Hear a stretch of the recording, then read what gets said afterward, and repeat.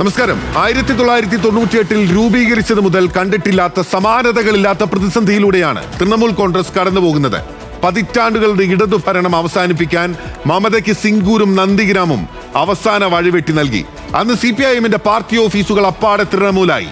അതിലും വലിയ കൊഴിഞ്ഞുപോക്കാണ് തൃണമൂൽ കോൺഗ്രസ് നിലവിൽ അഭിമുഖീകരിക്കുന്നത്. മമത മാറോട് ചേർത്ത MLA-മാരും MP-മാരും മമതയോട് ഒരു മമതയും കാണിക്കുന്നില്ല. പാർലമെന്ററി പാർട്ടിയും ചിഹ്നവും കൊടിയും വരെ കൈവിട്ടു പോകാവുന്ന സാഹചര്യം. പണ്ട് കലാപക്കൊടി ഉയർത്തി പുറത്തുപോയ കോൺഗ്രസിനോട് വീണ്ടും കൈകോർക്കുകയാണ് അതിനിടയിൽ മമതാ ബാനർജി. സോണിയാഗാന്ധിയെ കണ്ടതിന് പിന്നാലെ ലയന വാർത്തകൾ പോലും ഹിന്ദി, ഇംഗ്ലീഷ്, മലയാളം മാധ്യമങ്ങൾ പ്രവചിച്ചു. എന്നാൽ സഖ്യത്തിന്റെ തുറന്ന വാതായനം എന്നതാണ് ഡൽഹിയും AICC-യും നൽകുന്ന സൂചനകൾ. മിഡിൽ ഈസ്റ്റ് ഡിബേറ്റ് ചർച്ച ചെയ്യുന്നു കോൺഗ്രസിന് മമതയും. അഡ്വക്കേറ്റ് അജി കുര്യാക്കോസ്, ഇൻക്ലാസ് ഗ്ലോബൽ പ്രതിനിധി പ്രശാന്ത് ആലപ്പുഴ, ഇടത് നിരീക്ഷകൻ ശ്രീ രമേശ്, BJP സഹയാത്രികൻ എന്നിവരാണ് നമുക്കൊപ്പം ചേരുന്നത്. ആദ്യം ശ്രീ അഡ്വക്കേറ്റ് അജി കുര്യാക്കോസ്, മമതാ ബാനർജി കോൺഗ്രസിൽ നിന്ന് വിട്ടുപോയതാണ്. ഒരുപാട് വർഷങ്ങൾക്ക് മുൻപുള്ള കാര്യങ്ങളാണ്. രാജീവ് ഗാന്ധിയായും സോണിയയുമായും എത്രത്തോളം ബന്ധം വെച്ച് പുലർത്തി മമത എന്നുള്ളത് നമുക്കറിയാവുന്നതാണ്. ആ ഊഷ്മളമായ ബന്ധത്തിന്റെ അടിസ്ഥാനത്തിലാണല്ലോ ഇന്ന് ജൻപത്തിലേക്ക് മടങ്ങിച്ചെല്ലാൻ, 10 ജൻപത്തിലേക്ക് മടങ്ങിച്ചെല്ലാൻ അവർക്ക് ഊർജമാകുന്നതും അല്ലെങ്കിൽ അതിനുള്ള ശക്തിയും ശേഷിയും ലഭിക്കുന്നതും. അതിനപ്പുറത്തേക്ക് കഴിഞ്ഞ കുറേ വർഷങ്ങളിൽ ഇന്ത്യ എന്ന പേരിൽ, ഇന്ത്യൻ നാഷണൽ ഇൻക്ലൂസീവ് അലയൻസ് എന്ന പേരിൽ കോൺഗ്രസിന്റെ നേതൃത്വത്തിൽ ഒരു സഖ്യം രൂപീകരിച്ച് BJP-ക്കെതിരെ പോരാടുന്ന ഘട്ടങ്ങളിൽ തൃണമൂൽ കോൺഗ്രസിന്റെ നേതൃത്വം ചോദ്യം ചെയ്തിരുന്നതാണ്. ചോദ്യം ചെയ്യുക മാത്രമല്ല, ഗാന്ധി കുടുംബത്തിനെതിരെ ആഞ്ഞടിച്ചിരുന്നതാണ്.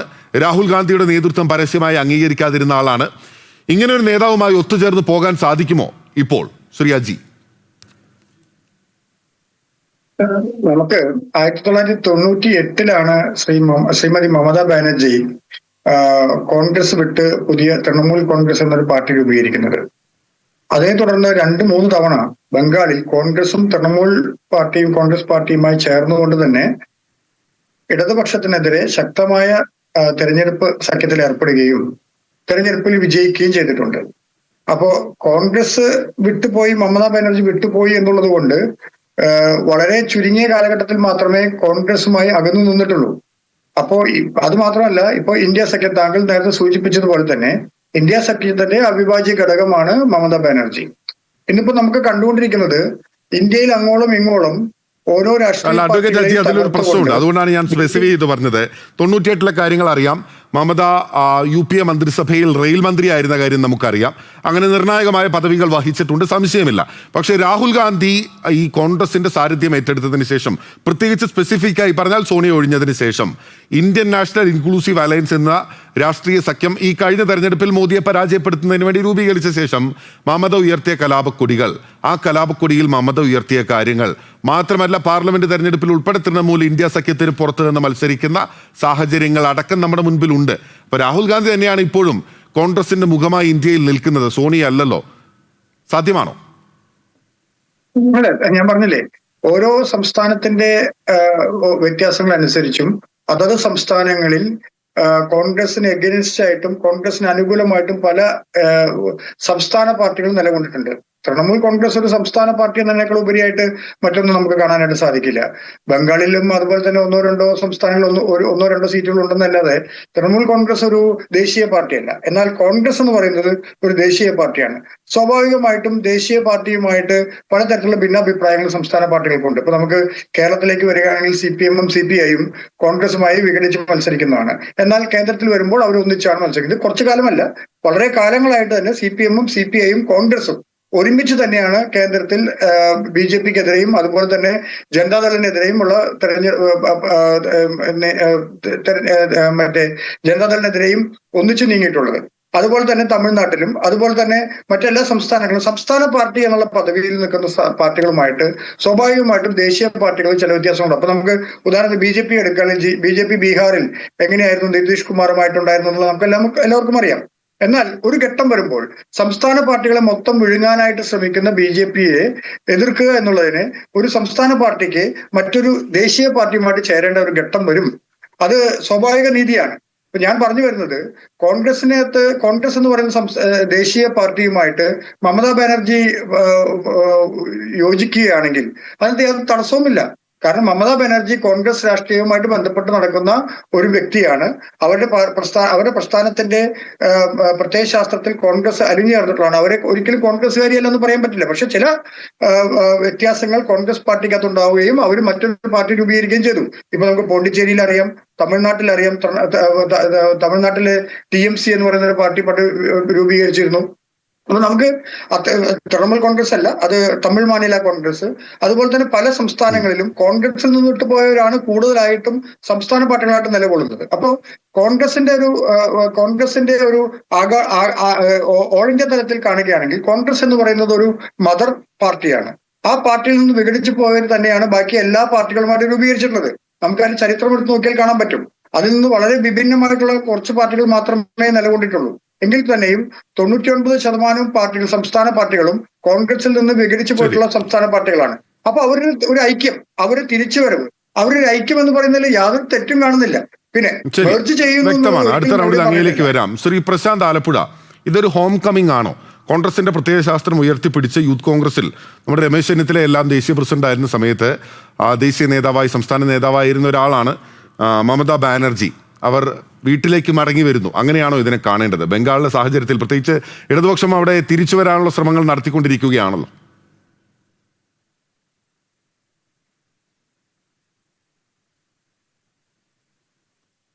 ഇത് നമ്മളിപ്പോ അങ്ങനെ ഹോം കമ്മിങ് ആണെന്ന് കാണണമെന്ന് നിർബന്ധമൊന്നുമില്ല. കാരണം മമതാ ബാനർജി ഏറെ കാലം അവസരവാദപരമായ നിലപാടുകൾ എടുത്തിട്ടുള്ള ഒരു നേതാവ് എന്ന രീതിയിൽ തന്നെ നമ്മൾ വ്യക്തിപരമായിട്ട് അവരെ കാണേണ്ടതുണ്ട്. കാരണം നിങ്ങൾ ഈ പറഞ്ഞ കാലഘട്ടത്തില് അവര് ഇടക്കാലത്ത് ഒരു വാജ്പേയി മന്ത്രിസഭയുടെ ഭാഗമായിരുന്നല്ലോ.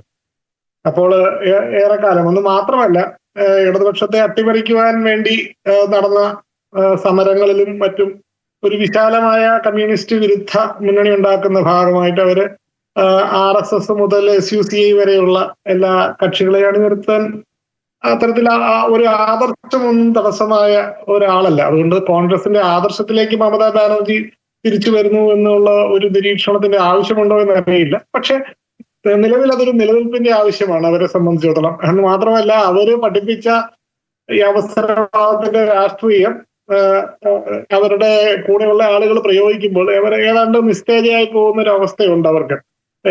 ഒരുപക്ഷെ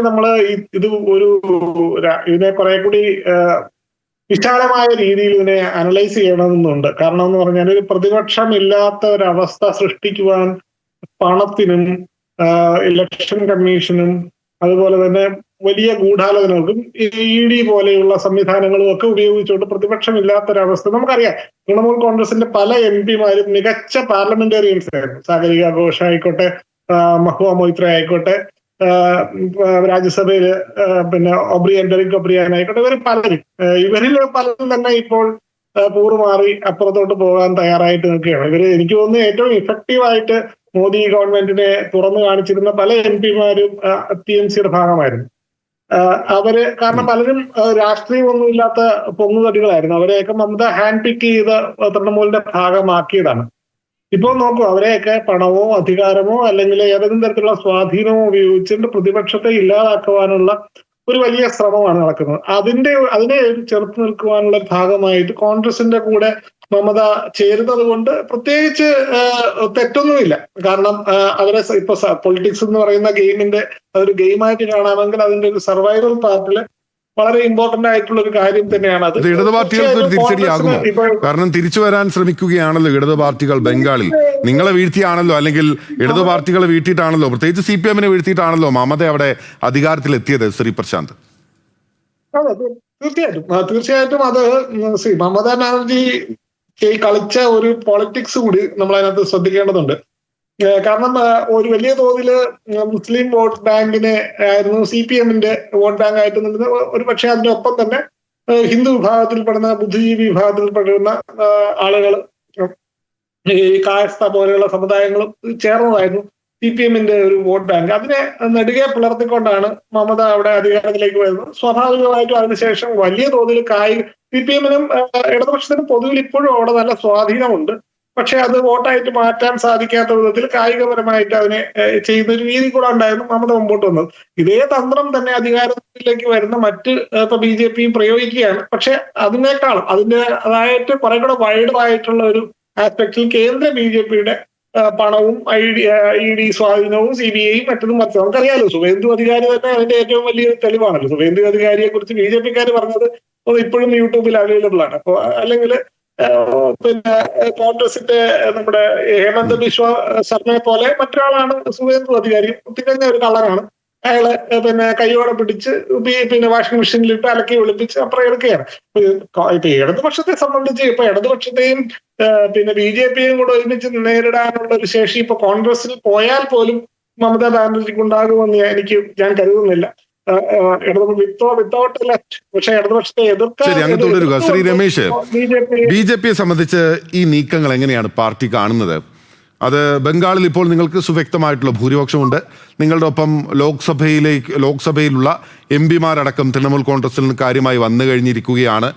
പ്രത്യേകിച്ച് മമത കയ്യിലെടുത്തു വളർത്തി എന്ന് പറയുന്ന ആളുകൾ പോലും, യുവ MP-മാരടക്കമുള്ള ആളുകൾ പോലും BJPക്കൊപ്പം വരാൻ വിമത ക്യാമ്പിലേക്ക് എത്തിച്ചേർന്നു എന്ന റിപ്പോർട്ടുകൾ പുറത്തു വരുന്നുണ്ട്. BJP എങ്ങനെയാണ് കാണുന്നത് ഈ നീക്കത്തെ?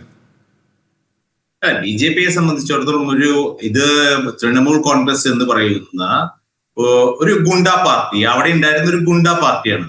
ആ ഗുണ്ടാ പാർട്ടിയുടെ ഒരു സ്വാഭാവികമായിട്ടുള്ള ഒരു അധപ്പതനം എന്ന് മാത്രമേ എനിക്ക് ഇതിനെ കാണാൻ സാധിക്കുള്ളൂ. പക്ഷെ ഇത് വലിയ ചലനങ്ങൾ ഉണ്ടാക്കുമെന്ന് എനിക്ക് തോന്നുന്നില്ല. കാരണം ഞാനൊരു രാഷ്ട്രീയ നിരീക്ഷകൻ എന്നുള്ള രീതിയിലാണ് ഇതിനേക്കാൾ നോക്കിക്കാണുന്നത്. കാര്യം ഇതൊരു വേറെ പാർട്ടിയുടെ ഇന്റേണൽ മാറ്ററാണ്. ഞാനത് ഇപ്പോ ഇടതു നിരീക്ഷകൻ പറഞ്ഞ മാതിരി അത് കംപ്ലീറ്റ് BJPയുടെ പ്രശ്നമാണ്. ED ഉപയോഗിച്ചാണ്, CBI ഉപയോഗിച്ചാണ്, എന്തൊക്കെയാണ് അദ്ദേഹം പറഞ്ഞു കൊടുക്കുന്നത്. അവർക്ക് ഈ CPM-ന് ഇപ്പൊ അവിടെ ഓഫീസ് തുടങ്ങാൻ പറ്റുന്ന ഈ സുവേന്ദു അധികാരി എന്ന് പറയുന്ന ഭാരതീയ ജനതാ പാർട്ടിക്കാരനായ ഒരാൾ അവിടെ മുഖ്യമന്ത്രിയായി അധികാരമേറ്റതിന് ശേഷമാണ് CPM-ന് തൃണമൂലിന്റെ തൃണമൂൽ ഗുണ്ടകൾ പിടിച്ചെടുത്ത പല CPM ഓഫീസുകളും ഇപ്പോ വീണ്ടും അവർക്ക് തിരിച്ചു കിട്ടിയിരിക്കുന്നത്. അത് BJP അധികാരം പിടിച്ചുകൊണ്ട് മാത്രമാണ്. അത് മാത്രമല്ല, ഈ ഇടതുപക്ഷം ഇരുന്ന സമയത്ത് ഇടതുപക്ഷം ചെയ്തിരുന്നത് എന്തൊക്കെയാണ്? അവിടുത്തെ ആളുകളെ ജീവനോടുകൂടി ഉപ്പിട്ട് കുഴിച്ചു മൂടുന്ന സിസ്റ്റം വരെ അവിടുത്തെ ഇടതുപക്ഷം സ്വീകരിച്ചിട്ടുണ്ടായിരുന്നു. അതിൽ വെറുത്തിട്ടാണ് അവസാനം ആളുകൾ തൃണമൂൽ കോൺഗ്രസിന്റെ കൂടെ ചേർന്നത്. ആ പരിപാടി തൃണമൂൽ കോൺഗ്രസും പിന്തുടർന്നതിന്റെ ഭാഗമായിട്ടാണ് ഇപ്പൊ അവസാനം BJPയെ ഒരു രക്ഷകരുടെ റോളിൽ അവിടുത്തെ ജനങ്ങൾ തെരഞ്ഞെടുത്തത്. ഇവിടെ സംഭവിക്കുന്നത് ഇപ്പൊ എന്താണ്? ഇതിപ്പോ താങ്കൾ ചോദിച്ച ചോദ്യത്തിനുള്ള അല്ല, ഇടതുപക്ഷം ഭരിച്ചുകൊണ്ടിരുന്നപ്പോ മനുഷ്യരെ പച്ചയ്ക്ക് കുഴിച്ചുമൂടിയോ, ഉപ്പിട്ട് കുഴിച്ചുമൂടിയോ, അങ്ങനെയുണ്ടോ? പിന്നെ നമുക്കത് അറിയാവുന്ന കാര്യങ്ങളല്ലേ. അവിടെ ഇടതുപക്ഷം ഒരു 34 വർഷം ഭരിച്ചിരുന്ന ഒരു സംസ്ഥാനമാണ്. അവിടെ ആ സമയത്ത് അത്തരത്തിലുള്ള ഒരുപാട് മൃഗീയമായിട്ടുള്ള സംഭവങ്ങൾ ഉണ്ടായി എന്നുള്ളത് പിന്നീട് പുറത്തു വന്ന കാര്യങ്ങളാണ്. അതിനെക്കുറിച്ച് നമുക്ക് വേറെ ചർച്ച ചെയ്യാം. താങ്കൾ ചോദിച്ചു അങ്ങനെ ഒരു കാര്യം പറഞ്ഞതുകൊണ്ട് ഞാൻ ചോദിക്കുന്നതാണ്, എവിടെയാണ് അങ്ങനെ ഉണ്ടായത്? താങ്കൾ യൂട്യൂബിൽ പോയി കഴിഞ്ഞാൽ അല്ലെങ്കിൽ നാഷണൽ മീഡിയ പണ്ടത്തെ ന്യൂസുകൾ നോക്കി കഴിഞ്ഞാൽ ഇഷ്ടം പോലെ അവൈലബിൾ ആണ്. ഞാൻ അതിന്റെ ലിങ്ക് വേണമെങ്കിൽ താങ്കൾക്ക് ഈ ചർച്ച കഴിഞ്ഞതിന് ശേഷം അയച്ചു തരുകയും ചെയ്യാം. യാതൊരു ബുദ്ധിമുട്ടുള്ള കാര്യമില്ല. താങ്കൾ എന്തുകൊണ്ട് അത് കണ്ടില്ല എന്നുള്ളത് എനിക്കറിയില്ല. അതിന്റെ ഭാഗമായി തന്നെയാണ് അവസാനം തൃണമൂൽ കോൺഗ്രസ് എന്ന് പറയുന്നത്. നമുക്കറിയാം, നന്ദിഗ്രാം മൂവ്മെന്റ് ഉണ്ടാവുകയും ആ നന്ദിഗ്രാമിലും സിംഗൂരും വളരെയധികം സാധാരണ കർഷകരെ വെടിവെച്ച് കൊല്ലുകയും ചെയ്ത്. അതും താങ്കൾക്ക് അറിയോ എന്നുള്ളത് എനിക്കറിയില്ല. എന്തായാലും അങ്ങനെ ഒരു സംഭവം സിംഗൂരിലും നന്ദിഗ്രാമിലും എന്താണ് സംഭവിച്ചിട്ടുള്ളത്? അവിടെ ടാറ്റയുടെ ഭൂമി ഇടപാടുമായി ബന്ധപ്പെട്ടുകൊണ്ട് അവിടുത്തെ ഇടത് സർക്കാരിനെതിരെ ഉണ്ടായിട്ടുള്ള ജനരോഷങ്ങൾ, അതിൻ്റെ മുന്നിൽ നിന്ന് നയിച്ചിട്ടുള്ള ആളാണ് മമതാ ബാനർജി. ആ മുന്നിൽ നിന്ന് നയിച്ചിരുന്ന സിംഗൂരിൻ്റെ പടനായകനായി, നന്ദിഗ്രാമിൻ്റെ പടനായകനായി നിന്ന ആളാണ് സുവേന്ദു അധികാരി. അന്ന് മമതാ ബാനർജിയുടെ വലങ്കൈയായിരുന്ന അല്ലെങ്കിൽ ഇടങ്കൈയായിരുന്ന ഏറ്റവും പ്രധാനപ്പെട്ട നേതാവായിരുന്നു തൃണമൂലിന്റെ സുവേന്ദു അധികാരി എന്ന് പറയുന്നത്. അവിടെ നിന്നാണ് സുവേന്ദു അധികാരി ഇപ്പോൾ മമതയ്ക്കെതിരെ മുഖ്യമന്ത്രിയായി കഴിഞ്ഞ പ്രതിപക്ഷ നേതാവായി ഇപ്പോൾ മുഖ്യമന്ത്രിയായി വരുന്നത്. അതൊക്കെ എനിക്കറിയാം. ഈ ഉപ്പിട്ട് കുഴിച്ചുമൂടിയ കഥയാണ് ഞാൻ ചോദിച്ചത്. ഉപ്പിട്ട് കുഴിച്ചുമൂടിയ കഥയാണ് ഞാൻ പറഞ്ഞത്. ഇഷ്ടംപോലെ അവൈലബിൾ ആണ് യൂട്യൂബിലും മറ്റുള്ള നമ്മുടെ ഓൺലൈൻ മീഡിയകളിലും ഇഷ്ടംപോലെ അവൈലബിൾ ആണ്. താങ്കൾക്ക് ഇത് കഴിഞ്ഞതിന് ശേഷം ഞാൻ ലിങ്ക് അയച്ചു തരാന്ന് പറഞ്ഞില്ലേ. ഉപ്പിട്ട് മൂടി എന്ന് പറയുന്നത് നമുക്ക് അറിയാവുന്ന കാര്യങ്ങളാണല്ലോ. ഇതൊക്കെ സ്വാഭാവികമായിട്ട് ഉപ്പിട്ട് മൂടുന്ന താങ്കൾ എവിടെയാണെന്ന് വെച്ചാൽ ഞാൻ വീഡിയോ എടുത്ത് വെച്ചിട്ടൊന്നുമില്ല. വീഡിയോ എടുത്ത് വെച്ചിട്ട് തരാനൊന്നും പറ്റില്ല. ഒരു പ്രധാനപ്പെട്ട കാര്യം പറഞ്ഞതുകൊണ്ട് ഞാൻ ചോദിച്ചതാണ്, അത് എവിടെയാണ് എന്ന് ഞാൻ ചോദിച്ചതാണ്. താങ്കൾ അങ്ങനെ പറയുമ്പോൾ സ്ഥലം പറയാലോ. നമ്മളിപ്പോ പറഞ്ഞല്ലോ ശ്രീ രമേശ്, ഇപ്പം നന്ദിഗ്രാമിന്റെയും സിംഗൂരിന്റെ കാര്യം പറഞ്ഞല്ലോ. അപ്പൊ ഈ ഉപ്പിട്ട് കുഴിച്ചു മൂടിയ സ്ഥലം ഏതാന്ന് പറഞ്ഞാൽ നമുക്ക് ഡിബേറ്റിൽ അത് കാര്യമായ രീതിയിൽ സംസാരിക്കാമല്ലോ. ഏതാണ് സ്ഥലം എന്ന് ഞാൻ ചോദിച്ചോ. ഈ നന്ദിഗ്രാമിലും സിംഗൂരും വരെ അത് ചെയ്തിട്ടുണ്ട്, അവിടെ ചെയ്തു. മനസ്സിലായോ? അവരുടെ പാർട്ടി ഗ്രാമങ്ങളിൽ നമ്മൾ അവിടേക്കൊന്നും പോകണ്ടല്ലോ. നമ്മുടെ കണ്ണൂര് പണ്ട് എന്താ നടന്നുണ്ടായിരുന്നെന്ന് നമുക്കറിയാവുന്നതല്ലേ. ഉപ്പിട്ട് കുഴിച്ചു മൂടിയില്ല. ഒരു മാഷെ കുട്ടികൾ നോക്കി നിൽക്കെ വെട്ടി നുറുക്കി കൊന്ന സംസ്ഥാനമാണ്. അതും താങ്കൾക്ക് അതിനെ അറിയില്ല.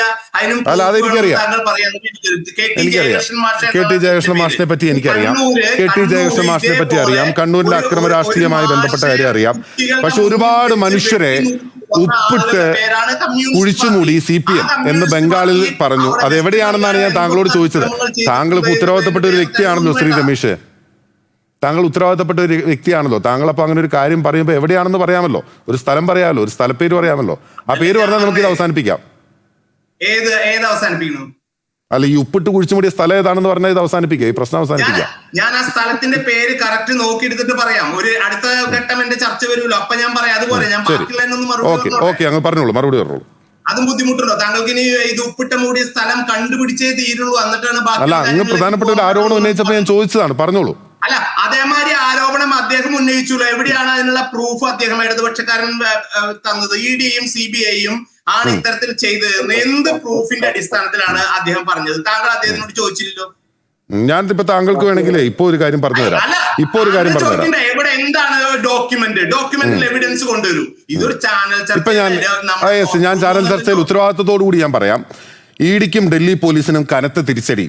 ന്യൂസ് ക്ലിക്ക് സ്ഥാപകൻ പ്രബീർ പുരകായസ്ഥയ്ക്കെതിരായ കേസുകൾ ഡൽഹി ഹൈക്കോടതി റദ്ദാക്കി. വിദേശ ഫണ്ട് സ്വീകരിച്ചതിൽ ന്യൂസ് ക്ലിക്ക് എന്ന് പറയുന്ന മാധ്യമ സ്ഥാപനം യാതൊരു നിയമവും ലംഘിച്ചിട്ടില്ലെന്ന് കോടതി വ്യക്തമാക്കി. ഇപ്പൊ വന്ന വാർത്തയാ.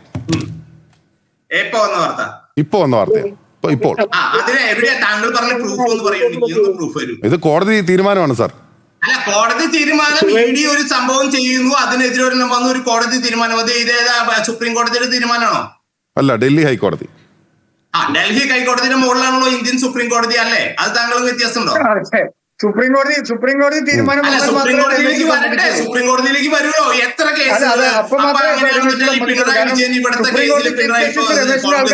ഏറ്റുപിടിക്കുന്നുണ്ടോ? അതുകൊണ്ടാണ് ഞാൻ പറയുന്നത് ഇവിടത്തെ അങ്ങയുടെ പോയിന്റിലേക്ക് വന്നോളൂ, നമുക്ക് ചർച്ച തുടരാം. നമ്മൾ ആ പോയിന്റിലേക്ക് വരണ്ട, താങ്കൾ പിന്നീട് ആ പേര് പറഞ്ഞാൽ മതി, നമുക്ക് ചർച്ച തുടരാം. അങ്ങയുടെ പോയിന്റിലേക്ക് വന്നോളൂ. അല്ല, ഞാനൊരു കാര്യം പറയട്ടെ. താങ്കൾ ഈ ഇത്തരത്തിലുള്ള ഒരു ചർച്ച നടന്നുകൊണ്ടിരിക്കുമ്പോ ഒരു പിൻ പോയിന്റ് ആയിട്ട് എവിടെയാണ് എക്സാക്ട്ലി അത് നടന്നതെന്ന് ഞാൻ അവിടെ പോയി സൂം ചെയ്ത ക്യാമറ വെച്ചിരിക്കില്ലായിരുന്നല്ലോ മാഷെ. അല്ല, താങ്കൾ ഒരു ആരോപണം പറയുമ്പോൾ ഏതാണ് സ്ഥലം എന്ന് പറയാൻ താങ്കൾക്ക് ഉത്തരവാദിത്തം ഇല്ലേ? താങ്കൾ ഒരു ആരോപണം പറയല്ലേ? ഞാൻ സംസാരിച്ചു തുടങ്ങി. താങ്കൾക്ക് ബോധ്യമില്ലാത്ത ആരോപണമാണോ താങ്കൾ പറയുന്നത്? താങ്കൾ പറ്റുമെങ്കിൽ ഒന്ന് കേൾക്കൂ. കേട്ടതിന് ശേഷം ഞാൻ പറഞ്ഞു കഴിഞ്ഞതിന് ശേഷം താങ്കൾക്ക് ചോദിക്കാതെ ചോദിക്കും. അപ്പൊ എനിക്ക് പറയാനും പറ്റും, ആൻസർ പറയാനും പറ്റും, താങ്കളുടെ ചോദ്യം എനിക്ക് കേൾക്കാനും പറ്റും. ഒരു മിനിറ്റ് അങ്ങ് പറഞ്ഞോളൂ. ഒരു മിനിറ്റ് തന്നിരിക്കുന്നു, അങ്ങ് പറഞ്ഞോളൂ.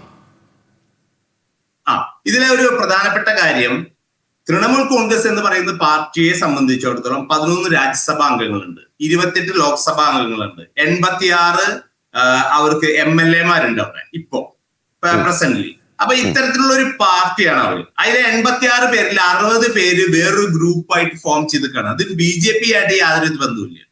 28 പേരിലെ 19 പേര് ഇന്നിപ്പോ ഞങ്ങൾ ഇനി തൃണമൂൽ കോൺഗ്രസിനെ സപ്പോർട്ട് ചെയ്യുന്നില്ല, ഞങ്ങൾ NDA സപ്പോർട്ട് ചെയ്യാനാണെന്ന് അവർ പറയുന്നു.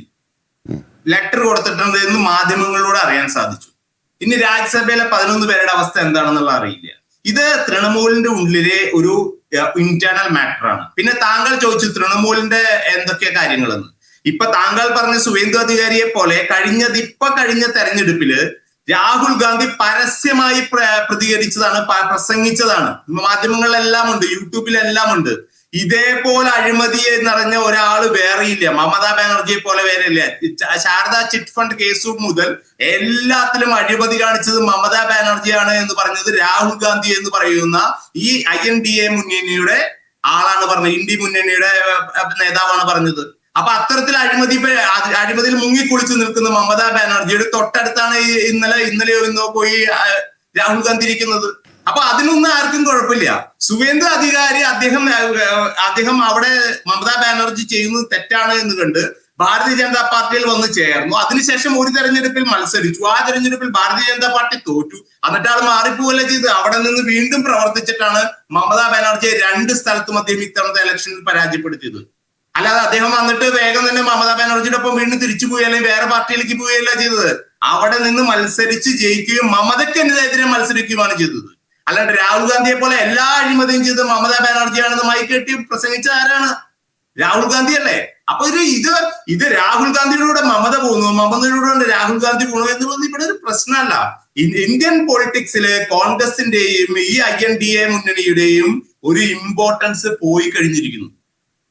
ഇവിടെ CPM-നെ സംബന്ധിച്ചിടത്തോളം എന്താ ഉള്ളത് എന്ന് പോലും അവർക്ക് പറയാൻ പറ്റാത്ത അവസ്ഥയാണ്. ഇന്ന് കേരളത്തിലെ അവരുടെ അവസ്ഥ എന്താ? അടുത്ത തവണ രാജ്യസഭയിലേക്ക് അവരൊക്കെ ഒരാളെ വിടാൻ പറ്റുമോ കേരളത്തിൽ നിന്ന്? ആ രീതിയിൽ തകർന്നടിഞ്ഞിരിക്കുന്നു. ഇവരൊക്കെ ചേർന്നിട്ടാണ് ഇന്ത്യ മുന്നണി ഉണ്ടാക്കിക്കൊണ്ട് ഭാരതീയ ജനതാ പാർട്ടിക്കെതിരെ മത്സരിക്കാൻ വരുന്നത്. എന്തായാലും അവർ വരട്ടെ, അവർക്ക് ബെസ്റ്റ് ഓഫ് ലക്ക്. അത് നമുക്ക് നോക്കാം എങ്ങനെയാണ് ഇത് കറങ്ങി തിരിയുന്നതെന്ന്. ശരി, എങ്ങനെയാണ് ഇത് കറങ്ങി തിരിയുന്നത് എന്നുള്ളത് പ്രധാനപ്പെട്ട കാര്യമാണ്. മാത്രമല്ല ശ്രീ രമേശ് ചൂണ്ടിക്കാട്ടിയതിന് ഇൻകാസ് പ്രതിനിധി അഡ്വക്കേറ്റ് അജി കുര്യാക്കോസ് മറുപടി പറയേണ്ടതാണ്. കാരണം രാഹുൽ ഗാന്ധി വിശേഷിപ്പിച്ചത് കേരളത്തിൽ പിണറായി വിജയൻ എന്തുകൊണ്ടാണ് ED അറസ്റ്റ് ചെയ്യാത്തത് ചോദിച്ചതിന് സമാനമായ ചോദ്യമാണ് ഈ നിയമസഭാ തെരഞ്ഞെടുപ്പിൽ രാഹുൽ ഗാന്ധി ബംഗാളിൽ പോയി ചോദിച്ചത്. ഏറ്റവും വലിയ അഴിമതിക്കാരിയായിട്ടുള്ള മമതാ ബാനർജി എന്തിന് ജനം വിശ്വസിക്കണമെന്ന്. അതേ രാഹുൽ ഗാന്ധിക്കൊപ്പം എങ്ങനെ മമതയ്ക്കൊപ്പം രാഹുൽ ഗാന്ധിക്കൊപ്പം പോകാൻ സാധിക്കും? അജി കുര്യാക്കോസ് ഇടവേളയ്ക്ക് മുമ്പ് ചോദിച്ച ചോദ്യം ആവർത്തിക്കുകയാണ് ചുരുക്കത്തിൽ. താങ്കൾക്ക് ആ പേരുകൾ പറഞ്ഞുതരാട്ടോ. ഓക്കെ, അങ്ങയിലേക്ക് വരാം. രമേശിലേക്ക് വരാം. അഡ്വക്കേറ്റ് അജി കുര്യാക്കോസ്, എങ്ങനെ വിശ്വസിക്കും രാഹുൽ ഗാന്ധി മമതാ ബാനർജിയെ കള്ളി എന്ന് വിളിച്ച രാഹുൽ ഗാന്ധിയെ മമത എങ്ങനെ വിശ്വസിക്കും? അതിലേക്ക് വരുന്നതിന് മുമ്പ് 2 കാര്യങ്ങൾ പറയാനുണ്ട്. ഒന്ന്, ഈ ഉപ്പിലിട്ട് വെച്ചല്ലോ ഭരണിയില്, ഉപ്പിലിട്ട് വെച്ചു എന്ന് പറയുന്നത് ഒരു യൂട്യൂബ് വീഡിയോയുടെ അടിസ്ഥാനത്തിലാണ് അദ്ദേഹം ഈ പറയുന്നത്. ഇതുപോലെ പല യൂട്യൂബ് വീഡിയോകളും ഇറങ്ങി. മാത്രമല്ല BBC എന്ന് പറയുന്ന വളരെ ലോകപ്രശസ്തമായ ഒരു ചാനലിൽ വന്ന വാർത്ത, ഗുജറാത്ത് കലാപത്തെ കുറിച്ച് വന്ന വാർത്ത പോലും വിശ്വസിക്കാത്ത ആളാണ് ശ്രീ രമേശ്. രമേശിനെ കുറ്റം പറയാൻ പറ്റില്ല. കാരണം രമേശിനിപ്പം ഒരു കാര്യം മനസ്സിലാക്കണം. ഇപ്പൊ ഋതപ്രത ബാനർജി, അദ്ദേഹത്തിന് അറിയോന്ന് അറിയില്ല. അദ്ദേഹം പഴയ SFIയുടെ അഖിലേന്ത്യാ പ്രസിഡന്റ് ആയിരുന്നു.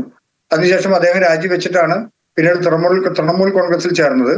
അതിനുശേഷം ഇപ്പോ അദ്ദേഹം BJP പ്രസിഡന്റുമായിട്ട് ചർച്ച നടത്തിയ വിവരം അറിയാമല്ലോ. രമേശ് അത് അറിഞ്ഞിട്ടില്ല എന്ന് പറയാൻ പറ്റില്ല. യൂട്യൂബിൽ കാണും.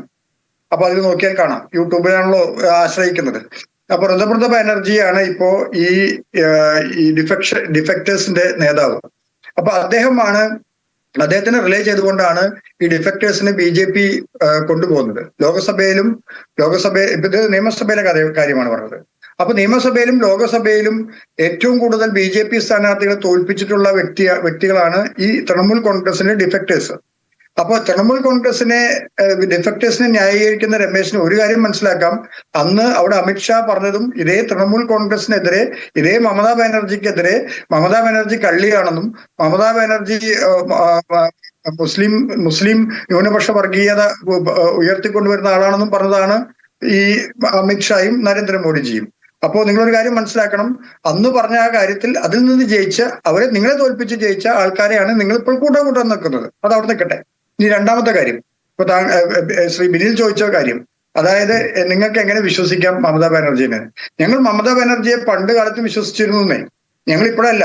മമതാ ബാനർജിയുമായിട്ട് ഞാൻ പറഞ്ഞല്ലോ, 2011 ഞങ്ങള് ലെഫ്റ്റ് ഗവൺമെന്റിനെതിരെ ഞങ്ങൾ പ്രവർത്തിക്കുകയും ആ തെരഞ്ഞെടുപ്പിൽ മമതാ ബാനർജിയുമായി ചേർന്ന് ഞങ്ങള് ഭരണം പങ്കിടുകയും ചെയ്തിട്ടുണ്ട്. അപ്പൊ മമതാ ബാനർജി ഞങ്ങൾ വിശ്വസിക്കാതിരുന്നിട്ടില്ല. ചില ഘട്ടങ്ങളിൽ ഇപ്പോ ശാരദാ ചിട്ടി ഫണ്ടിന്റെ കാര്യത്തിൽ പറഞ്ഞു. ശാരദാ ചിട്ടി ഫണ്ട് കാര്യത്തിൽ മമതാ ബാനർജി അന്ന് പറഞ്ഞിരുന്നത് എന്താണ്? ഇതിന്റെ പിറകിൽ ആരായിരുന്നു എന്നുള്ളത് കാലം തെളിയിക്കുന്നതാണ്. വളരെ കൃത്യമായിട്ട് വാഷിംഗ് മെഷീനിലിട്ട് സുബ്രത ബാനർജിനെ ക്ലിയറാക്കി അദ്ദേഹം ഇപ്പോ ബംഗാളിന്റെ മുഖ്യമന്ത്രിയായി. ബംഗാളിന്റെ മുഖ്യമന്ത്രിയായ സുബ്രത ബാനർജി ശാരദാ ചിറ്റ് ഫണ്ടിലെ ഏറ്റവും പ്രധാനപ്പെട്ട കക്ഷിയാണെന്ന് പറഞ്ഞത് ആരാണ്? ഞങ്ങളല്ല, BJP ആണ് പറഞ്ഞത്. അന്ന് BJP സുബ്രത ബാനർജിക്കെതിരെ സമരം നടത്തിയിട്ടുള്ളതാണ്.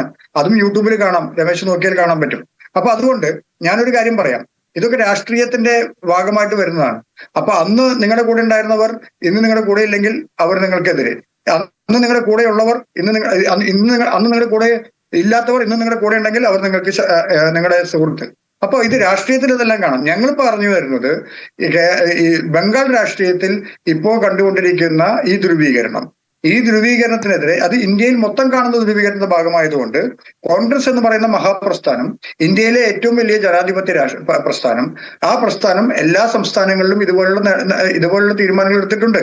ഞങ്ങളിപ്പോ പറയുന്ന മമതാ ബാനർജി ക്ലീൻ ആണെന്ന് ഞങ്ങൾ പറഞ്ഞിട്ടില്ലല്ലോ.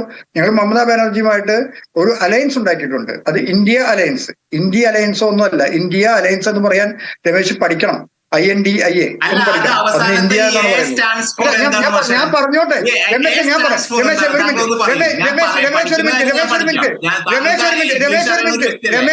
രമേശിന് എന്ത് പറഞ്ഞാലും ഞാൻ സമ്മതിക്കില്ല.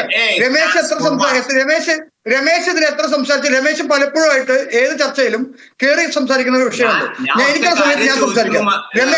ഒരു കാര്യം സംസാരിക്കട്ടെ.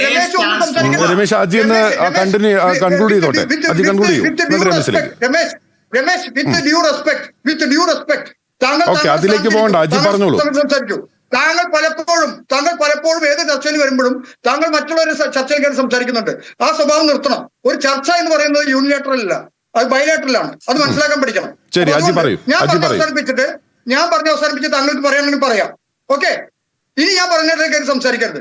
അപ്പൊ അതുകൊണ്ട് രമേശ് ആദ്യം ഇന്ത്യ മുന്നണി എന്താണെന്നും ഇന്ത്യ എന്താണെന്നും പറഞ്ഞ് പഠിക്കാൻ ശ്രമിക്കണം. അപ്പൊ അതുകൊണ്ട് ഇന്ത്യ മുന്നണിയൊന്നോ മറ്റൊന്നും സംസാരിക്കരുത്. പലപ്പോഴും താങ്കൾ പറയുന്ന താങ്കളുടെ എതിർ രാഷ്ട്രീയ പാർട്ടികളെ കുറിച്ച് താങ്കൾ വളരെ മോശമായിട്ട് സംസാരിക്കുന്നത് നമ്മൾ ഈ ചർച്ചകൾ കാണുന്നുണ്ട്. അപ്പൊ വിത്ത് ഡ്യൂ റെസ്പെക്ട് ഞാൻ പറയുന്നു, ഞാൻ അതിലേക്ക് കടക്കുന്നില്ല. പിന്നെ ഉപ്പിട്ട് കുഴിച്ചു മൂടിയ കഥയും കൽബർണിയിൽ വെച്ച കഥയൊക്കെ അവിടെ ഇരിക്കട്ടെ. അത് പറയുന്നത് യൂട്യൂബിലും BBC പറയുന്ന പോലെ വിശ്വസിക്കാത്ത താങ്കളെ കുറിച്ച് ഞങ്ങൾക്ക് പറയുന്നത് വിശ്വസിക്കാൻ ഞങ്ങൾക്ക് താല്പര്യമില്ല. പിന്നെ അത് ഇടതുപക്ഷം ചെയ്തു എന്നുള്ളത് ഞാൻ ന്യായീകരിക്കുകയല്ല. ഇടതുപക്ഷം പല പ്രക്രിയകളും അവിടെ ചെയ്തിട്ടുണ്ട്.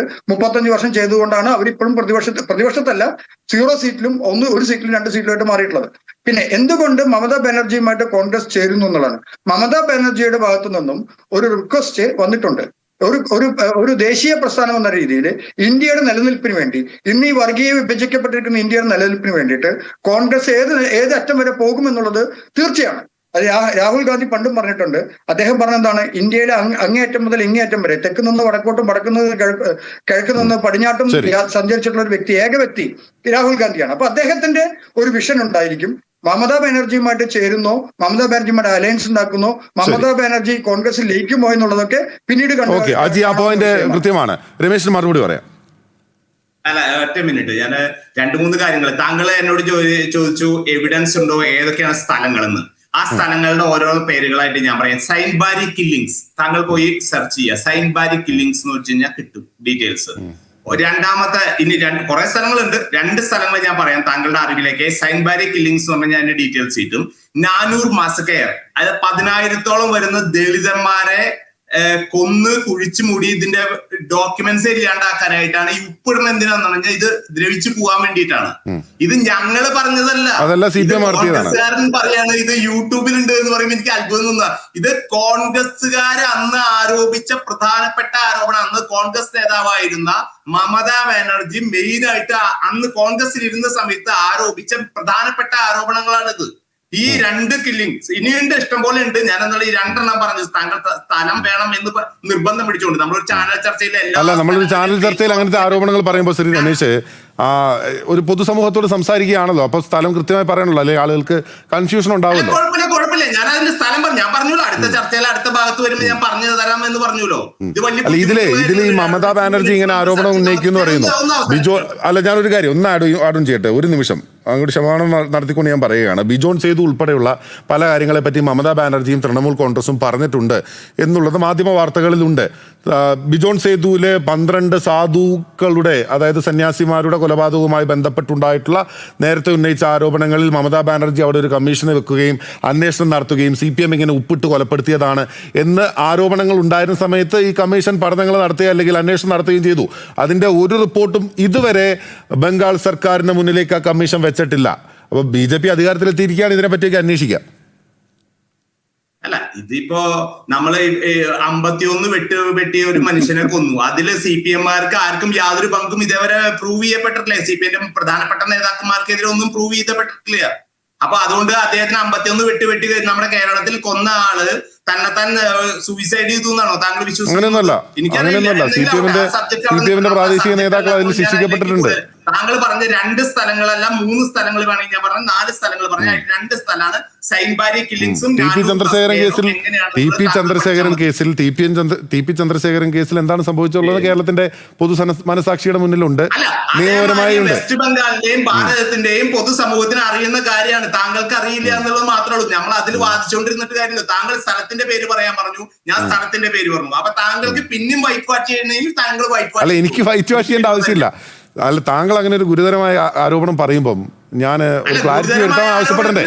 ഈ ചർച്ചയുടെ മോഡറേറ്റർ എന്ന നിലയിൽ മിനിമം ഞാനത് ചെയ്യണ്ടേ? ഞാനൊരു കാര്യം, ഇന്ത്യ മുന്നണി എന്ന് പറയുന്ന സമയത്ത് എന്താണ് എ സ്റ്റാൻഡ്സ് ഫോർ എന്ന് ചോദിച്ചപ്പോ അദ്ദേഹത്തിന് അതിന് മറുപടി ഇല്ല. എ സ്റ്റാൻഡ്സ് ഫോർ അലയൻസ് എന്നാണ്. അലയൻസ് എന്നാൽ എന്താ? മുന്നണി എന്നാണ്. അപ്പൊ ഇന്ത്യ മുന്നണി എന്നാ പറയാൻ പറ്റും. അങ്ങനെയാണെങ്കിൽ ഞാൻ താങ്കളോട് തിരിച്ചു ചോദിക്കട്ടെ, NDA മുന്നണി എന്ന് പറയാൻ പറ്റുമോ? എന്ത് ND മുന്നണി എന്ന് പറയാൻ പറ്റുമോ? ND മുന്നണി താങ്കൾ പറഞ്ഞോളൂ. അല്ല, ഞാൻ ചോദിച്ചതാണ്. ഞാൻ അതേ, അല്ല, താങ്കൾ പറഞ്ഞ അതേ ലോജിക്കിൽ ഞാൻ ചോദിക്കുകയാണ്. ഞങ്ങൾ ആരും പറയാം NDA മുന്നണി എന്ന് ഞങ്ങൾ ആരും പറയാറില്ല. NDA എന്ന് മാത്രമേ ഞങ്ങൾ പറയാറുള്ളൂ. NDA മുന്നണി എന്ന് ഞങ്ങൾ പറയാറില്ല, NDA എന്ന് പറയാറുള്ളൂ. വളരെ അല്ല, ഞാൻ ചോദിച്ചതാണ്. ഞാൻ താങ്കൾ ചോദിച്ച അതേ NDA മുന്നണി എന്ന് പറയാൻ പറ്റില്ല. ശ്രീ രമേശ്, ഞാൻ താങ്കൾ ചോദിച്ച അതേ അർത്ഥത്തിൽ താങ്കളോട് ഞാൻ തിരിച്ചു ചോദിച്ചതാണ്. അതല്ല ഞാൻ പറഞ്ഞ, അവർക്ക് അങ്ങനെ പറയാനാണ് ആഗ്രഹമെങ്കിൽ ND മുന്നണി എന്ന് അവർ പറഞ്ഞോട്ടെ. അല്ലെങ്കിൽ NDA എന്ന് പറഞ്ഞ NDA മുന്നണി എന്ന് പറയാൻ പറ്റില്ല. പറ്റാത്ത കാര്യം എങ്ങനെ താങ്കൾ ഈ ബലം പിടിച്ചുകൊണ്ടിരുന്നിട്ട് എന്താ കാര്യം? അല്ല, ഞാൻ ബലം പിടിച്ചല്ല, ഞാൻ ക്ലാരിറ്റി വരുത്തി പോയതാണ്. അല്ല, ഞാൻ ഇതിൽ ക്ലാരിറ്റി വരുത്തിയത് മാത്രമാണ്. ഞാനിവിടെ ആരുടെയും പക്ഷത്ത് ചേർന്ന് നിന്നിട്ടല്ല ചർച്ച നയിക്കുന്നത്. ഞാൻ ഈ ചർച്ച മോഡറേറ്റ് ചെയ്യുന്ന മോഡറേറ്റർ മാത്രമാണ്. താങ്കൾക്ക് അറിയില്ല A സ്റ്റാൻഡ്സ് ഫോർ എന്താണെന്ന്? അല്ല, എനിക്കറിയാം. അതുകൊണ്ടാണ് ഞാൻ ചോദിച്ചത് ഇന്ത്യ മുന്നണി എന്ന് ഇന്ത്യൻ നാഷണൽ ഡെമോക്രാറ്റിക് ഇൻക്ലൂസീവ് അലയൻസിനെ പറയാമെങ്കിൽ നാഷണൽ ഡെമോക്രാറ്റിക് അലയൻസിനെ ND മുന്നണി എന്ന് പറയാൻ പറ്റുമോ? എന്റെ ചോദ്യം ലളിതമാണ്. ഇന്ത്യ മുന്നണി എന്നല്ലാണ്ട് ഇന്ത്യ മുന്നണി എന്ന് താങ്കൾക്ക് എങ്ങനെ പറയാൻ സാധിക്കും? 2 തവണ മുന്നണി എന്ന് ചേർക്കും ആരെങ്കിലും? ഞാൻ സിമ്പിൾ ലോജിക്കാണ് താങ്കളോട് ചോദിച്ചത്. താങ്കൾ അതിന് മറുപടി പറയാതെ കോൺഗ്രസിന്റെ ആൾക്ക് പ്രതികരിക്കാണ്ടിരിക്കുക, CPM-ന്റെ ആളും പ്രതികരിക്കാണ്ടിരിക്കുക. അപ്പൊ താങ്കളെ ഞാൻ പറയാതിരിക്കാൻ വേണ്ടി പറയുന്നതിന്റെ മുകളിൽ ഓരോ ചോദ്യങ്ങൾ ചോദിച്ചുകൊണ്ടിരിക്കുക. പറയാൻ അനുവദിക്കുക. താങ്കൾ പറയുമ്പോൾ അത് കൃത്യമായി ക്ലാരിറ്റി വരുത്തി പോകണ്ടേ ശ്രീ രമേശ്? ഞാൻ പിണങ്ങി പോകുന്ന ആളൊന്നുമല്ല. താങ്കൾ തുടർന്നോളൂ, മറ്റുള്ളവരോട് ചോദിച്ചോളൂ. ഞാനല്ല തുടരേണ്ടത്, അങ്ങാണ് തുടരേണ്ടത്. താങ്കൾ നിർത്തിയാലേ എനിക്ക് തുടരാൻ പറ്റുള്ളൂ. പ്രിയ ശരി, ഞാൻ നിർത്തി. പറയൂ. താങ്കൾ ഒരു ചാനൽ ചർച്ചകനാണോ അതോ CPM-ന്റെയും കോൺഗ്രസിന്റെയും പ്രതിനിധിയാണോ? ഞാൻ ആരുടെയും പ്രതിനിധിയല്ല. ഞാൻ ജനങ്ങളെ പ്രതിനിധീകരിക്കുന്ന, അവർക്ക് ക്ലിയറായി ഈ ചർച്ചയുടെ ഒരു ഔട്ട്കം കിട്ടാൻ ഈ സ്ഥാപനം ഉത്തരവാദിത്തത്തോടെ ഏൽപ്പിച്ചു കൊടുത്തിട്ടുള്ള ഒരാളാണ്. അത് മാത്രമേ ഞാൻ ചെയ്യുന്നുള്ളൂ, വേറെ ഒന്നും ചെയ്യുന്നില്ല. അല്ല, താങ്കൾ ഉത്തരവാദിത്തത്തോടെ ബിഗ് ടിവിയുടെ കാര്യം പറയൂ. താങ്കൾ അല്ല എന്റെ ഇന്ത്യ മുന്നണിയെ ഞാൻ എങ്ങനെ വിശേഷിക്കണം? INDA മുന്നണി എന്ന് വിശ്വസിക്കും. ബിഗ് ടി വി ഇതിൽ കക്ഷിയല്ല. ബിഗ് ടിവിയുടെ പ്ലാറ്റ്ഫോമിൽ ഈ ചർച്ച സംഘടിപ്പിക്കുന്നത് തുല്യമായിട്ടുള്ള സാംശീകരിക്കപ്പെട്ടിട്ടുള്ള ആശയങ്ങൾ അല്ലെങ്കിൽ സംവാദങ്ങൾ ഉയർന്നു വരുന്നതിനാണ്. അതിലപ്പോ ക്ലാരിറ്റി വരുത്തി പോവുക മാത്രമാണ് ഞാൻ ചെയ്യുന്നുള്ളൂ. എന്റെ പ്രിയപ്പെട്ട സുഹൃത്തെ, ഞാൻ പറഞ്ഞു INDA എന്നുള്ളതാണല്ലോ അവരുടെ മൊത്തം ലെറ്റർ. അതിലെ ഇന്ത്യ മുന്നണി എന്ന് പറയാൻ പറ്റുള്ളൂ, അല്ലെങ്കിൽ ഇന്ത്യ എന്ന് പറയാം. ഇന്ത്യ എന്ന് പറഞ്ഞാൽ എന്റെ രാജ്യമാണ്, അല്ലാണ്ട് ഇവരുടെ മുന്നണിയല്ല. ഇന്ത്യ എന്ന് പറഞ്ഞാൽ എന്റെ രാജ്യമാണ്. എന്റെ രാജ്യമല്ല ഇവർക്ക് അങ്ങനെ പേര് സ്വീകരിക്കാൻ പറ്റില്ല. അതുകൊണ്ടാണ്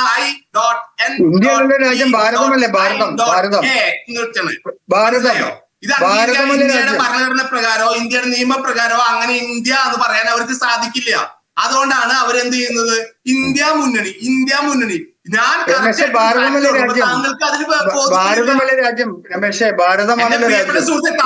നേരത്തെ എന്നെ വലിയ കാര്യങ്ങൾ പഠിപ്പിച്ചു. ഒരാൾ സംസാരിച്ചുകൊണ്ടിരിക്കുമ്പോൾ അക്ഷരം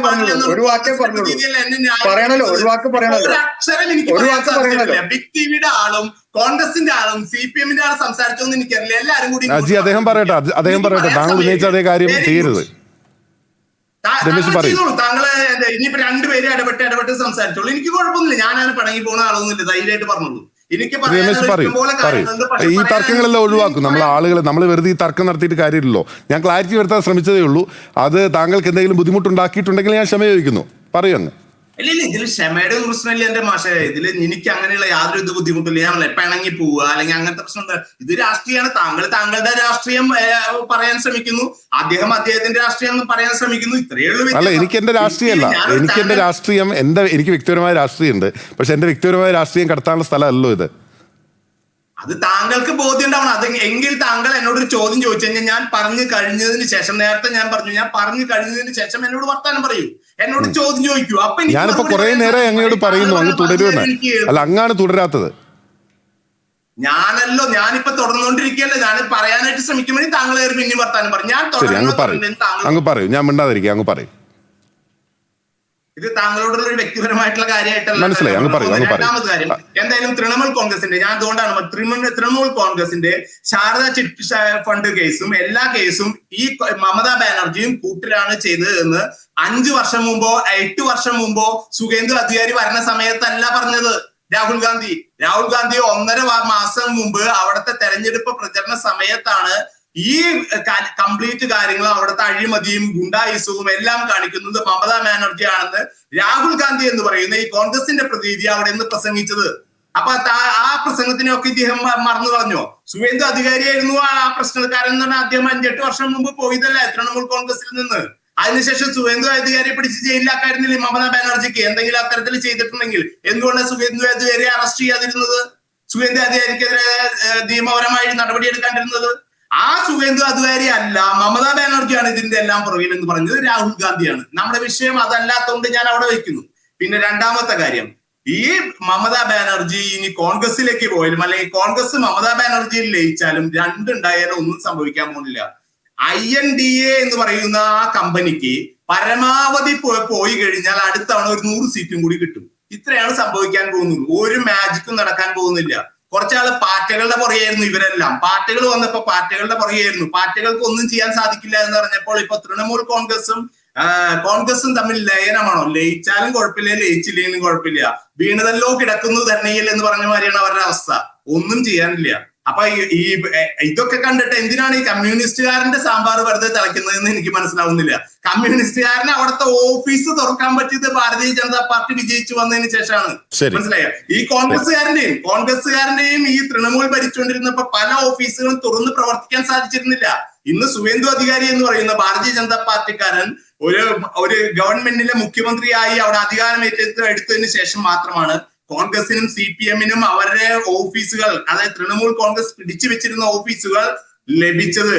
ഇത് പ്രൂഫായിട്ട് എത്രയോ വീഡിയോസ് CPM-ന്റെ തന്നെ പല സൈബർ ഇടങ്ങളിലും പ്രചരിപ്പിക്കുന്നുണ്ട്, കോൺഗ്രസിന്റെ സൈബർ ഇടങ്ങളിൽ പ്രചരിക്കുന്നുണ്ട്. ശരി, ബംഗാളിൽ BJP വന്നതിന് ശേഷം വിശാലമായിട്ടുള്ള ജനാധിപത്യത്തിന്റെ ഒരു വസന്തകാലം വരുന്നു എന്നുള്ളതാണല്ലോ രമേശ് പറയുന്നതിന്റെ സാംശീകരണം. ശ്രീ പ്രശാന്ത് ആലപ്പുഴ, കുറച്ചു നേരമായി അങ്ങിലേക്ക് വരാൻ സാധിച്ചില്ല, ഒരു ക്ഷമാപണം ചോദിക്കുകയാണ്.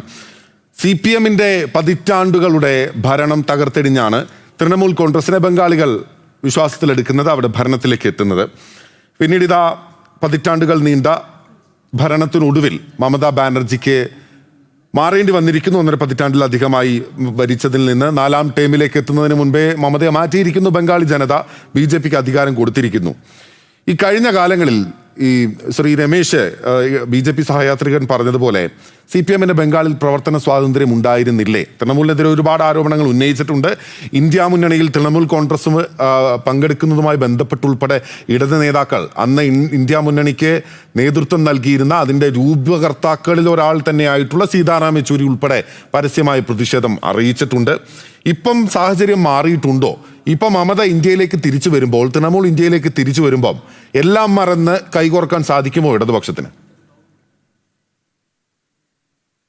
ആദ്യം വളരെ ദീർഘകാലമായി വളരെ കാക്കഫോണിക് ആയിട്ടുള്ള ഒരു അറ്റ്മോസ്ഫിയർ ഇരിക്കുകയായിരുന്നു. എന്താ സംഭവിക്കുന്നത് മനസ്സിലാകുന്നില്ല. ഈ ഒരു കാര്യം ആദ്യം പറയട്ടെ, ഈ പാർട്ടികളുടെ ആയാലും വ്യക്തികളുടെ ആയാലും അവരറിയപ്പെടാൻ ആഗ്രഹിക്കുന്ന പേരുകൾ മിസ്പ്രൊനൗൺസ് ചെയ്യുന്നത് ഒരു തരത്തിലുള്ള ഒരു മാനസിക വൈകൃതമാണ്. ഇപ്പൊ BJ പാർട്ടി എന്ന് വേണേൽ നമുക്ക് പറയാം, നല്ലൊരു തെറിയാണ്, ഒരു വശം നമുക്ക് വേണേൽ പറയാം, അങ്ങനെ ഉപയോഗിക്കാവുന്നതാണ്. ND അലയൻസ് എന്ന് വേണേൽ പറയാം. ഇതൊക്കെ ഒരു നമ്മൾ ഈ സ്കൂളിലെ രാഷ്ട്രീയത്തിലൊക്കെ ഉപയോഗിക്കാവുന്ന ഒരു തേർഡ് റേറ്റ് ആയിട്ടുള്ള പ്രയോഗ രാഷ്ട്രീയമാണ്.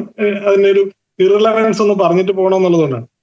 തീർച്ചയായിട്ടും ഞാൻ ഒന്നാമത്തെ കാര്യം ഇപ്പോൾ ഇടതുപക്ഷത്തിന്റെ കാലത്ത് നടന്നതായാലും മമതയുടെ കാലത്താണെന്നായാലുള്ള ഒരു പിന്നെ മിഷാപ്പിനെയും ന്യായീകരിക്കാൻ ആഗ്രഹിക്കുന്ന ആളല്ല.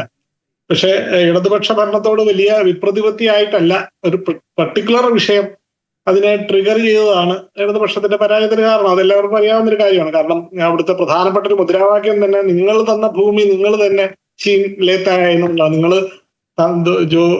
ഭൂമി തുമ്നെ ദിയാ ഥാ വോ തും ചീൻ ലേത്തായ എന്നുള്ള ബംഗാളി ആയിരുന്നു അന്നത്തെ ഏറ്റവും വലിയ പ്രയോഗം. കാരണം എന്ന് വെച്ചാൽ ഭൂപരിഷ്കരണത്തിലൂടെ ആൾക്കാർക്ക് കിട്ടിയ ഭൂമി ഈ വ്യാവസായവൽക്കരണത്തിന്റെ ഒരു പിന്നോക്കാവസ്ഥ ബംഗാളിലുണ്ട് എന്നുള്ളത് കൊണ്ട് പെട്ടെന്നൊരു യൂ ടേൺ എടുക്കാനുള്ള ഒരു ശ്രമവും അതിനെ തുടർന്നുണ്ടായ പ്രശ്നങ്ങളും വെടിവെപ്പും മുതലെടുപ്പുകളും നക്സലൈറ്റുകളും SUCIക്കാരും അടക്കമുള്ളവർ ഉണ്ടാക്കിയ പ്രശ്നങ്ങളും നമുക്കറിയാം. നമുക്ക് ഇവിടെ പോലും നന്ദിഗ്രാമിൽ നിന്ന് മറ്റേ മണ്ണ് കൊണ്ടുവന്ന് മറ്റേ കണ്ണൂരിനടുത്ത് ഓവർബ്രിഡ്ജ് പണിയുന്നിടത്ത് വരെ പ്രശ്നം ഉണ്ടാക്കാൻ ഉപയോഗിക്കുന്ന ഒരു പൊളിറ്റിക്സിന്റെ ഒക്കെ ഒരു ഭാഗം, ഒരു ഭൂമിയുടെ രാഷ്ട്രീയം ഇന്ത്യയിൽ വളരെ സെൻസിറ്റീവ് ആണ്, ആയി വരുന്ന ഒരു കാലഘട്ടത്തിലായിരുന്നു അത്. ഒരുപക്ഷെ ഇന്നത്തെ പോലെ ഭൂമി ഏറ്റെടുക്കുന്നത് സംബന്ധിച്ച് കുറച്ചുകൂടെ വ്യക്തത ഉണ്ടായിരുന്ന ഒരു പക്ഷേ സംഭവിക്കാൻ പോലും ഇല്ലായിരുന്നു എന്നുള്ളതാണ് നമുക്ക് തോന്നുന്നത്. ഏതായാലും അതിനുശേഷമായാലും ശരി, വളരെ വ്യക്തമാണ് അത്. ഞാൻ അതിനകത്ത് നമ്മൾ പക്ഷെ നന്ദിഗ്രാമം സിൻകൂറും സംഭവിക്കാൻ പാടില്ലാത്തതാണെന്ന് CPM തന്നെ ഏറ്റു പറഞ്ഞു പിന്നീട്. തീർച്ചയായിട്ടും ഞാൻ ഒന്നാമത്തെ കാര്യം ഞാൻ CPM കാരനേ അല്ല, നിങ്ങൾ അങ്ങനെ തെറ്റിദ്ധരിക്കണ്ട. അല്ല, ഞാൻ പറഞ്ഞതാണ്, സഹയാത്രികനാണല്ലോ, അതുകൊണ്ട് പറഞ്ഞതാണ്. CPM തന്നെ ഏറ്റു പറഞ്ഞു എന്ന് ഞാൻ പറഞ്ഞേ ഉള്ളൂ. അന്ന് തന്നെ തീർച്ചയായിട്ടും അത് വളരെ തെറ്റായിരുന്നല്ലോ. അത് തെറ്റായിരുന്നു മാത്രമല്ല, ഇതിനകത്ത് ലക്ഷ്മൺ സേത്ത് പോലെയുള്ള MP-മാർ, CPM-ന്റെ ഭാഗമായിരുന്ന MP-മാര് പിന്നീട് പിന്നെ തൃണമൂലിൽ പോയി പിന്നെ BJP-യിൽ പോവുകയും ചെയ്തിട്ടുണ്ട്. ഇതിന് വെടിവെപ്പിനൊക്കെ നേതൃത്വം നൽകിയ MP-മാരിൽ ഒരാളായിരുന്നു ലക്ഷ്മൺ സേത്ത്. നമ്മൾ അതിലോട്ട് പോയിട്ട് കാര്യമൊന്നുമില്ല. ഞാൻ സമഗ്രാധിപത്യത്തിന്റെ സ്വഭാവത്തിൽ ഉണ്ടായിട്ടുള്ള എല്ലാ തരത്തിലുള്ള മർദ്ദന പ്രയോഗങ്ങൾക്കും പിന്നെ ഇപ്പൊ അറുതിയൊന്നും ആയെന്ന് ഞാൻ വിചാരിക്കുന്നില്ല. ഈ ആളുകളും കൂറുമാറുന്നത് പോലും നമുക്ക് കൊണ്ടിരുന്ന നായർക്ക് വെളിയുണ്ടായി എന്ന് പറയുന്നത് പോലെ 10-20 MP-മാർ ഒരിക്കൽ ഒരുമിച്ച് കൂറുമാറി ഞാനതിന്റെ പിന്നെ മെറ്റീരിയൽ എവിഡൻസ് കൂടെ കൊണ്ടുവന്ന് ഹാജരാക്കണം എന്നൊക്കെ പറയുന്നത് രസമുള്ള കാര്യമാണ്. പക്ഷെ നമുക്കറിയാം സുവേന്ദു അധികാരിയുടെ പുറത്ത് നല്ല ഒന്നാന്തര BJP തന്നെ ഉന്നയിച്ച ആരോപണമുണ്ട്. എങ്ങനെയാണ് അദ്ദേഹം പിന്നെ BJP-യുടെ നേതാവായത്? ഈ ഹേമന്ത ബിശ്വ ശർമ്മ എന്തായിരുന്നു മുതല്? അപ്പം BJP എന്തൊക്കെയായിരുന്നു അയാൾക്കെതിരെ ആരോപിച്ചത്? അപ്പൊ നമ്മൾ ഈ പറയുന്നത് പോലെ ഓവർനൈറ്റ് വൈറ്റ് വാഷിംഗ് എന്നുള്ളത് റിയാലിറ്റി. ഇപ്പോഴത്തെ ലേറ്റസ്റ്റ് കേസ് പിന്നെ ഒന്നും പറയേണ്ട കാര്യമില്ല. നമുക്ക് ഇവരുടെ തന്നെ ഇരിക്കാൻ ടേക്ക് യു ഫ്രം ദം. ഈ പറഞ്ഞ കേസുകൾ ഇതൊന്നുമല്ല. അശോക് ചവാൻ എത്ര പേരുടെ പേരുമാണ് അഴിമതി ആരോപണങ്ങൾ ഉണ്ടായിരുന്ന കോൺഗ്രസിന്റെ അല്ലെങ്കിൽ മറ്റ് പ്രതിപക്ഷ പാർട്ടികളുടെ നേതാക്കന്മാര് പിന്നെ പൗലോസ് തൊട്ടാൽ പിന്നെ ശുദ്ധമാകും എന്ന് പറഞ്ഞ പോലെ BJP തൊട്ട സ്റ്റേഷനിൽ അഴിമതി കേസ് അവിടെ പോയി. Where it has gone. അതല്ലേ നമ്മുടെ ചോദ്യം. അതുകൊണ്ട് തന്നെയാണ് ഞാൻ പറഞ്ഞത് ഏതൊക്കെ വിധേയത്തിൽ അതിപ്പോ അഴിമതി ആകണമെന്നില്ല, പണമാകാം. ഇപ്പൊ നമ്മൾ ബാംഗ്ലൂരിൽ പിന്നെ ഇലക്ഷൻ സമയത്ത് നടന്ന കെയോസ് ഒക്കെ നമ്മൾ കാണുന്നതല്ലേ. പിന്നെ ഇത് ബുക്ക് ടൂറിസ്റ്റ് ബംഗ്ലാവ്സ് ബുക്ക് ചെയ്ത് അല്ലെങ്കിൽ ഹോട്ടലിൽ ബുക്ക് ചെയ്ത് വെക്കുക, ബസ്സിൽ കയറ്റി നിർത്തുക, വേറെ വിമാനത്തിൽ കയറ്റി രാജ്യം തന്നെ മാറ്റി നിർത്തുക. അങ്ങനെ എന്തുകൊണ്ട് ഇതൊക്കെ സംഭവിക്കുന്നത്? നമ്മൾ പറയുന്ന പോലെ സുവേന്ദു അധികാരിയുടെ കാലത്ത് സുരഭിലമായ ജനാധിപത്യമാണെങ്കിൽ ഓൾ ഇന്ത്യ ലെവലിൽ എന്താണ് നമ്മുടെ പോളിറ്റിക്സിൽ സംഭവിച്ചത് നമ്മൾ ആലോചിക്കേണ്ട കാര്യം. ഞാനതൊരു രാഷ്ട്രീയ പ്രവർത്തകർ ഒരു ഇന്ത്യക്കാരൻ എന്ന രീതിയിൽ ജനാധിപത്യ വിശ്വാസത്തെ ഞാൻ പറയുകയാണ്. നമുക്കൊന്നും ഒരു കാലത്ത് ചിന്തിക്കാൻ കഴിയാത്ത വിധത്തിലുള്ള കൂറുമാറ്റങ്ങള്, പണത്തിന് കഴുത കച്ചവടങ്ങള് ഒക്കെ നടത്തിക്കൊണ്ട് തന്നെയാണ് ഈ പറയുന്ന ആളുകളെ കൂടെ ചേർക്കുന്നത്. ഇനി ചോദ്യത്തിലേക്ക് വന്നാല് പൊളിറ്റിക്സിന് എപ്പോഴും ഒരു കറന്റ് റിലവൻസ് ഉണ്ട്. നമ്മൾ ചരിത്രപരമായി മാത്രം പൊളിറ്റിക്സിനെ കണ്ടുകൊണ്ടിരുന്നാൽ, പഴയ കാലത്തെ കാര്യങ്ങൾ മാത്രം കണ്ടുകൊണ്ടിരുന്നാൽ ഒരുപക്ഷെ ആർക്കും മുന്നോട്ട് പോകാൻ കഴിയുകയില്ല. അത് നമുക്ക് BJP-യുമായി അലയൻസ് ഉണ്ടാക്കിയ രാഷ്ട്രീയ പാർട്ടികൾ, നമുക്കിപ്പോ പിന്നെ വാജ്പേയിയുടെ കാലത്ത് BJP-ആയിട്ട് അലയൻസ് ഉണ്ടാക്കിയതിൽ പിൽക്കാലത്ത് അവരെ ഏറ്റവും അധികം കടന്നാക്രമിച്ച സ്റ്റാലിന്റെ പാർട്ടിയായ DMK ഉണ്ട്. ഈ ഒരു അവസരത്തിൽ ഞാൻ ചോദിക്കുന്നത്, ഈ ഒരു അവസരത്തിൽ DMK ഇനിയും BJP-യുടെ അലയൻസ് ആവില്ല എന്ന് നിങ്ങൾക്ക് ഉറപ്പ് പറയാൻ കഴിയുമോ? ഇല്ല. കാരണം എന്ന് പറഞ്ഞാല് ഈ ഒരു പ്രശ്നം കോൺഗ്രസ് ഇത് ഹാൻഡിൽ ചെയ്തതിൽ വലിയ പ്രശ്നമുണ്ട്. ഓവർനൈറ്റില് കോൺഗ്രസ് ജമ്പ് ചെയ്തു പിന്നെ വിജയുടെ പാർട്ടിയിലോട്ട്. എന്നിട്ട് എന്ന് മാത്രമല്ല, ഈ കഴിഞ്ഞ കുറെ സ്റ്റാലിന്റെ ഭരണകാലത്ത് മുഴുവൻ അഴിമതിയായിരുന്നു എന്ന് അപ്പുറം പോയി പറയുന്ന ഒരു അലയൻസിന്റെ ലീഡർഷിപ്പിലെ പാർട്ടിയിലെ ആളുകൾ. ശരി, അപ്പോൾ ആ രാഷ്ട്രീയമാണ് എന്തായാലും ചർച്ചയാണ്. ഞാൻ സമയപരിമിതി ഉള്ളതുകൊണ്ടാണ് ഇടപെടുന്നത്. വളരെ നന്ദി അഡ്വക്കേറ്റ് അജി കുര്യാക്കോസ്, പ്രശാന്ത് ആലപ്പുഴ, രമേശ് ചർച്ചയിൽ പങ്കെടുത്തതിന്. മിഡിൽ ഈസ്റ്റ് ഡിബേറ്റ് ഇവിടെ പൂർണ്ണമാകുന്നു. Good night.